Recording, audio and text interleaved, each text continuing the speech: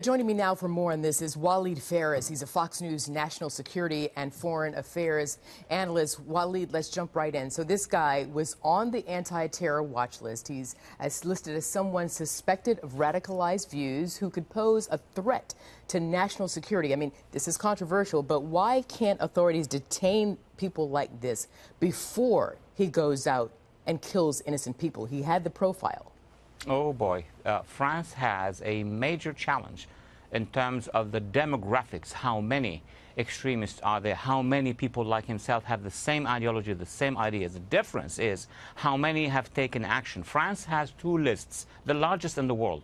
One is about 10,000, what they call Salafi jihadists. They monitor, they observe, they have their names, they put their names, whatever they should be in terms of being able to detect if they go for violent activities. But there is another list, which is about 70 to 80,000 people, of people who could potentially become radicalized. So the matter is not easy. Even France or any other country cannot monitor one by one every single one of these lists.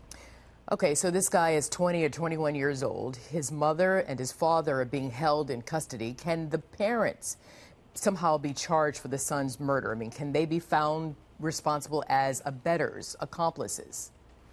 That will have to go to the French justice system. It's pretty narrow, pretty difficult. They will have to be basically aware of what he is doing. They will have to basically provide support. We don't know. We simply don't know. It could be the case, but it could also not be the case. It could be that the young man was on his own doing what he wanted to do and being radicalized by others. So it's up to the French justice system to determine this. And how do we know that he was affiliated with or radicalized by ISIS? I mean, how do we know this claim is not ISIS propaganda? And if he is affiliated, in a twisted irony, do these types of attacks signal the end of ISIS as a collective terror group and that it no longer has the cohesive infrastructure it once did? I don't know about the second part, meaning the links between those jihadis who are in the West, Europe, North America, Australia, and other places, and ISIS. I see two dimensions. One is organizational, meaning if ISIS knew about him, there were phone calls, emails, that he traveled, that's organizational, then yes, that is part of ISIS.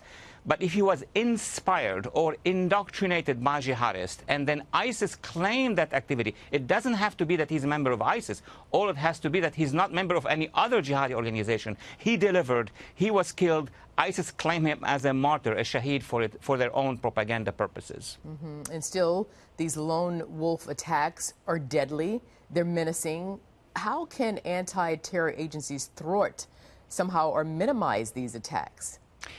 That's the big question of the day, I would say of the decade now at this point in time. Well, one theory says if we defeat ISIS on the ground in the Middle East, and we are. But look, you just mentioned earlier in the show that ISIS is operational now in Indonesia, in Afghanistan, in Nigeria, and other places. But let's suppose that we're going to be able, with our allies in the region, to bring them down. Problem is that ISIS or the jihadists have already created a web in the West. It would need many years before we can counter them, even here at home in the United States or in Europe. Remember, when the Soviet Union collapsed, it took a few years before the Marxist cells, the terrorist cells, started to be dismantled. It's going to take some time. So meanwhile, are citizens of, the U.S., Europe, to be resigned that these types of attacks are just going to keep happening?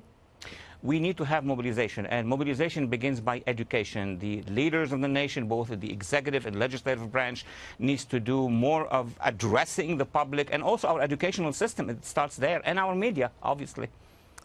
Well, obviously more work to be done. Walid Phares, I have to leave it there. We'll have you on again. Thanks, Walid. Thank you so much for having me. Eric.